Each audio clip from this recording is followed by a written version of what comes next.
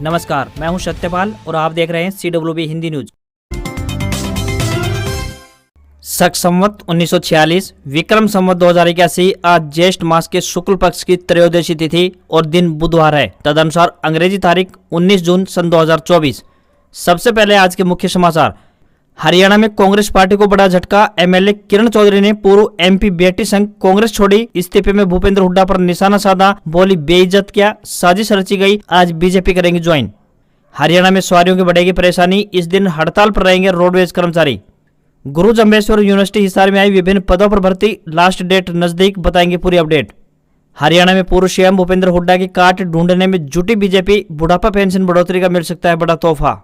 विदेश से MBBS करने वाले डॉक्टरों को हरियाणा मेडिकल काउंसिल का झटका, अब करनी होगी इंटर्नशिप। हरियाणा की सिरसा अनाज मंडी में ग्वार, चना व सरसों के रेट में तेजी, बताएंगे ताजा भाव। हरियाणा में PM सूर्य घर बिजली योजना की शुरुआत, इन परिवारों की छतों पर फ्री में लगेंगी सोलर यूनिट। पौधों की देखभाल के लिए जल्द होगी वन मित्रों की भर्ती, सरकार की तरफ से मिलेगा मानदेय। PM मोदी ने किसान सम्मान की 17वीं किस्त जारी की, 9 करोड़ 26 लाख किसानों के खाते में ट्रांसफर किए 20,000 करोड़ रुपए। महंगाई और बढ़ने के आसार, कंपनियां बढ़ा रही हैं दाम। साबुन, हेयर ऑयल, फूड जैसी रोजमर्रा की चीजों के रेट 2 महीने में 2 से लेकर 17% तक बढ़े। और सरकारी नौकरी अपडेट। SSC MTS हवलदार भर्ती 2024 के लिए 27 जून से शुरू होंगे आवेदन। 10वीं पास को मौका, महिलाओं के लिए रहेगी फ्री। और अब खबरें विस्तार से। हरियाणा में गर्मी लगातार सितम ढा रही है। आलम यह है कि सुबह होते ही घरों से निकलना मुश्किल हो जाता है। इंसानों के साथ साथ जानवरों के लिए भी दिन बिताना मुश्किल होता जा रहा है। ऐसे में मौसम विभाग द्वारा जारी पूर्वानुमान लोगों को जरूर सुकून पहुंचा सकता है। दरअसल प्रदेश में जल्दी ही मानसून प्रवेश कर सकता है, जिससे तापमान में गिरावट दर्ज होगी और बदन झुलसा देने वाली गर्मी से भी राहत मिलती हुई दिखाई देगी। कृषि मौसम विज्ञान विभाग HAU हरियाणा द्वारा जारी पूर्वानुमान के अनुसार प्रदेश में 28 जून से मानसून प्रवेश कर जाएगा। इसके लिए यहाँ 3 जुलाई तक ठहरने की संभावना बताई जा रही है। इससे पहले 19 जून से लेकर 21 जून के मध्य प्री मानसून के आने के कारण भी गर्मी से कुछ राहत जरूर मिलेगी। इस दौरान 30 से 40 किलोमीटर प्रति घंटे की रफ्तार से हवाएं चलने की संभावनाएं भी जताई गई है। इसके बाद तापमान में 2 से लेकर 3 डिग्री सेल्सियस की गिरावट देखने को मिलेगी। गुरु Jambheshwar university Hisar science and technology द्वारा अनेक नॉन टीचिंग पदों के लिए आवेदन आमंत्रित किए गए हैं। जो भी उम्मीदवार इन पदों पर आवेदन भेजने के इच्छुक हैं, वे आधिकारिक वेबसाइट के माध्यम से ऑनलाइन आवेदन कर सकते हैं। Assistant director, assistant workshop superintendent, information scientist, assistant technical officer, junior programmer, accounts clerk, junior engineer, library assistant, hostel caretaker, lab attendant, चौकीदार, lab technician, instrument maintenance clerk, चपरासी ग्राउंड्स पदों के लिए आवेदन आमंत्रित किए गए हैं। न्यूनतम आयु 18 वर्ष और अधिकतम आयु 50 वर्ष तय की गई है। इन पदों के लिए उम्मीदवारों को ऑनलाइन आवेदन करने होंगे। आवेदन करने की आखिरी तारीख 1 जुलाई 2024 है। हरियाणा के पूर्व CM चौधरी बंशीलाल के पुत्र वधू व भिवानी के तोसाम से MLA किरण चौधरी और उनकी बेटी ने कांग्रेस छोड़ दी है। उन्होंने पार्टी अध्यक्ष मल्लिकार्जुन खड़गे को इस्तीफा भेजा, जिसमें किरण चौधरी ने लिखा कि यह पार्टी को निजी जागीर की तरह चला रहे हैं, मुझे बेइज्जत किया गया है। वह अपनी बेटी व पूर्व सांसद श्रुति चौधरी के साथ आज यानी 19 जून सुबह 10 बजे बीजेपी ज्वाइन करने जा रही है। दोनों दिल्ली जाकर बीजेपी हेडक्वार्टर में पार्टी में शामिल होंगी। इस दौरान वहाँ केंद्रीय मंत्री मनोहर लाल खट्टर भी मौजूद रहेंगे। उनके अलावा कांग्रेस के एक और नेता पूर्व विधानसभा स्पीकर कुलदीप शर्मा की भी पार्टी छोड़ने की चर्चाएं हैं। हालांकि कुलदीप अभी कांग्रेस में ही है, लेकिन सूत्रों के अनुसार वे बहुत जल्द ही बीजेपी ज्वाइन कर सकते हैं।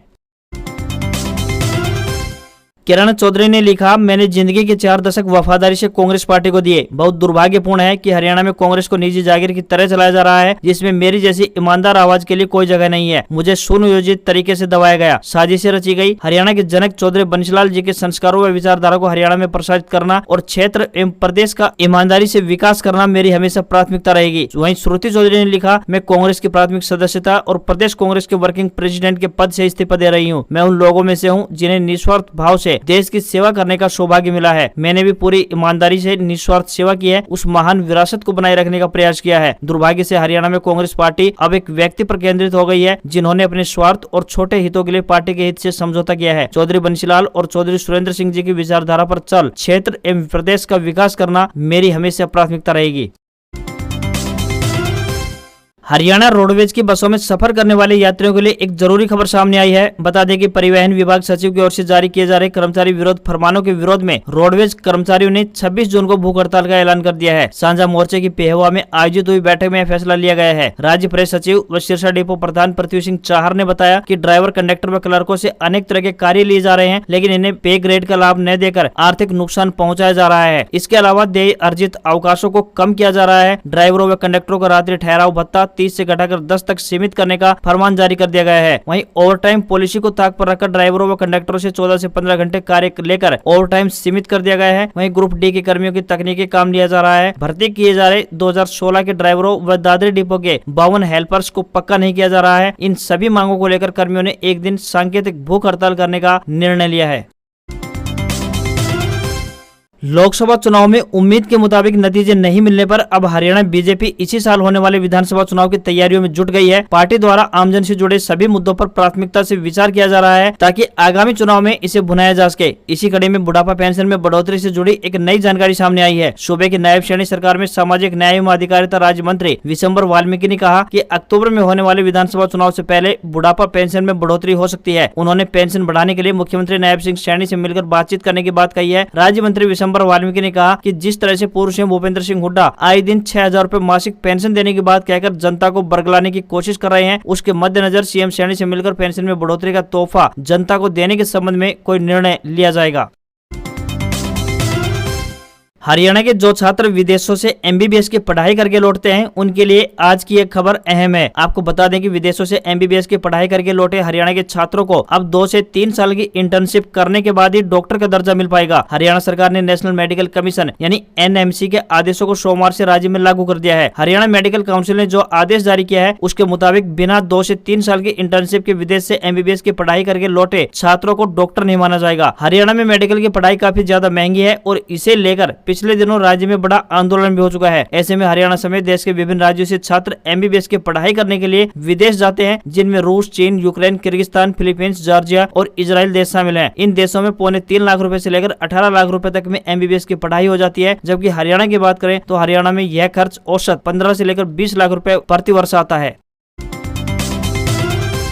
हरियाणा सहित कई राज्यों में भीषण गर्मी का प्रयोग बेदस्तूर जारी है। तन को झुलसा देने वाली गर्म हवाओं की थपेड़ों ने आमजन का हाल बेहाल कर दिया है। ऐसी भीषण गर्मी से बचाव के लिए लोग कूलर, पंखे और एसी का सहारा ले रहे हैं। ऐसे में इन उपकरणों के खूब इस्तेमाल से भारी भरकम बिजली बिल का भुगतान करना पड़ रहा है। लेकिन हरियाणा सरकार ने अपने एक फैसले से आमजन को बड़ी राहत प्रदान की है। इस फैसले से बिजली खर्च को काफी हद तक कम करने में सफलता मिलेगी। हरियाणा के सीएम नायब सैनी ने अंबाला में आयोजित एक कार्यक्रम में प्रधानमंत्री सूर्य घर मुफ्त बिजली योजना की औपचारिक शुरुआत की। उन्होंने बताया कि इस योजना के तहत गरीब परिवारों को छत पर सोलर यूनिट लगाने के लिए केंद्र सरकार 60,000 रुपए सब्सिडी देगी। यह सब्सिडी उन परिवारों को ही मिलेगी जिनकी सालाना आय 1,80,000 रुपए से कम है। मुख्यमंत्री ने बताया कि हरियाणा सरकार भी इन परिवारों को अपनी तरफ से 50,000 रुपए की सब्सिडी देगी। इस तरह गरीब परिवारों को छत पर सोलर पावर यूनिट लगाने के लिए अपनी तरफ से 1 पैसे का भी खर्च नहीं करना पड़ेगा। उन्होंने बताया कि एक सोलर यूनिट लगाने पर 1,10,000 रुपए की लागत आने का अनुमान है, लेकिन गरीब परिवारों के लिए यह बिल्कुल फ्री रहेगी। केंद्र सरकार की ओर से 2 किलोवाट के पैनल के लिए 60,000 रुपए की सब्सिडी प्रदान की जाएगी। सीएम नायब सैनी ने बताया कि 1,80,000 रुपए से लेकर 3 लाख रुपए की सालाना आय वाले परिवारों को भी केंद्र से 60,000 रुपए और राज्य सरकार से 20,000 रुपए की सब्सिडी दी जाएगी।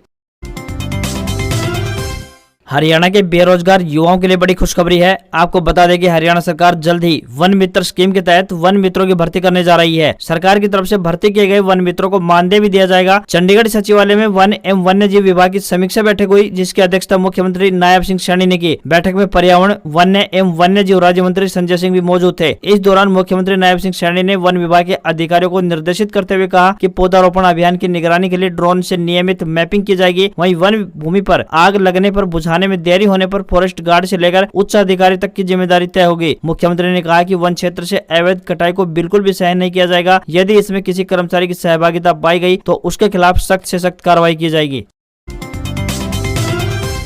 हरियाणा के मुख्यमंत्री श्री नायब सिंह सैनी ने कहा कि प्रधानमंत्री श्री नरेंद्र मोदी ने देश भर के किसानों को सशक्त किया है, जिससे उनकी जीवन शैली में आमूलचूल परिवर्तन हुआ है। प्रधानमंत्री द्वारा पीएम किसान सम्मान निधि योजना के तहत हरियाणा के भी लगभग 16 लाख किसानों के खाते में 335 करोड़ रुपए की राशि डीबीटी के माध्यम से स्थानांतरित की है। इसके लिए मुख्यमंत्री ने प्रधानमंत्री का धन्यवाद किया। मुख्यमंत्री श्री नायब सिंह सैनी ने कहा कि केंद्र सरकार की सभी योजनाओं जैसे कि प्रधानमंत्री किसान सम्मान निधि योजना, प्रधानमंत्री फसल बीमा योजना, किसान क्रेडिट कार्ड योजना, प्रधानमंत्री किसान मानधन जनधन योजना और पशुधन बीमा योजना को हम प्रदेश में बड़े पैमाने पर लागू कर रहे हैं। हरियाणा सरकार द्वारा गरीबों के उत्थान के लिए अनेक योजनाएं चलाई जा रही हैं, लेकिन सही जानकारी न होने के कारण बहुत से लोग इनका लाभ उठाने से वंचित रह जाते हैं। अगर आप भी गरीब या मध्यम वर्ग से संबंध रखते हैं तो आज हम आपको एक ऐसी योजना के बारे में जानकारी देंगे जिसकी सहायता से आप 71,000 रुपए तक का लाभ प्राप्त कर सकते हैं। दरअसल प्रदेश सरकार द्वारा बेटियों के लिए मुख्यमंत्री विवाह शगुन योजना चलाई गई है। गरीब और बेसहारा परिवारों की बेटियों को इस योजना के तहत 31,000 रुपए से लेकर 71,000 रुपए तक की शगुन राशि दी जाती है। जो परिवार इस योजना का लाभ उठाना चाहते हैं उन्हें शादी के 6 महीने के अंदर अंदर ई दिशा पोर्टल पर शादी का रजिस्ट्रेशन करवाना जरूरी है। सरकार द्वारा इस योजना को लॉन्च करने का उद्देश्य यह है कि गरीब परिवारों में बेटियों के विवाह पर होने वाले खर्च का बोझ कम किया जा सके।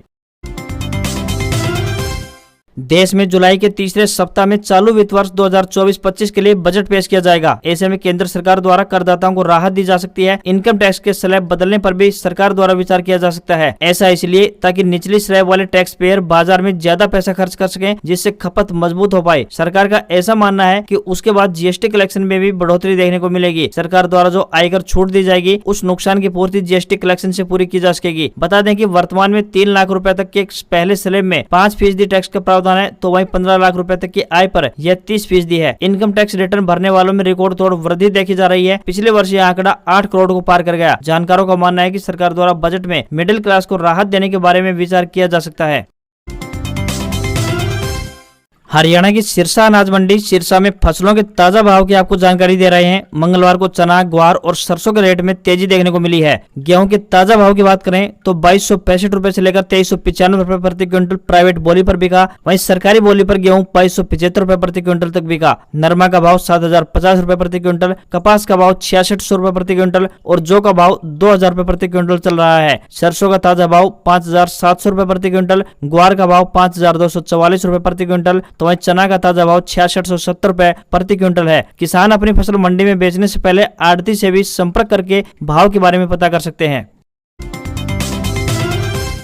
सुप्रीम कोर्ट में नीट यूजी विवाद पर ग्रेस मार्क्स से जुड़ी याचिका पर मंगलवार को सुनवाई हुई। अदालत ने कहा अगर किसी ओर से 0.001% पर भी लापरवाही हुई है तो उससे पूरी तरह से निपटा जाना चाहिए। बच्चों ने परीक्षा की तैयारी की है, हम उनकी मेहनत को नहीं भूल सकते। बेंच ने सरकार और एनटीए से भी यह कहा कि कल्पना कीजिए कि सिस्टम के साथ धोखाधड़ी करने वाला व्यक्ति यदि डॉक्टर बन जाता है तो वह समाज के लिए और भी ज्यादा खतरनाक है। इससे पहले 2015 में सुप्रीम कोर्ट ने इसी तरह की टिप्पणी कर all India pre medical test यानी AIPMT के परीक्षा रद्द कर दी थी। जस्टिस विक्रमनाथ और जस्टिस SV भट्टी की वैकेशन बेंच ने इस मामले से जुड़ी 4 याचिकाओं को 8 जुलाई को सुनवाई के लिए लिस्ट कर दिया है। वकीलों से भी उसी दिन सभी मामलों पर बहस करने के निर्देश जारी किए हैं।